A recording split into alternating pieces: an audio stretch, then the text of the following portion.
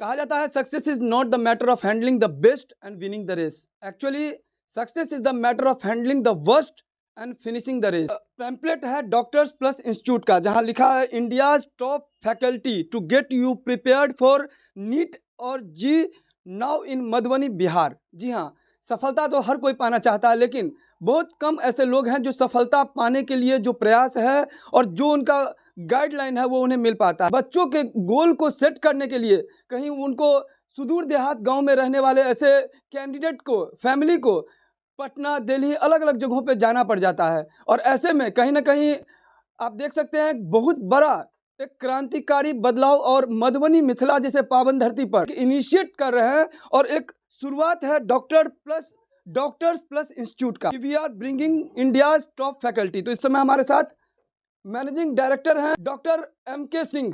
इनसे हम जानते हैं कि आखिर ये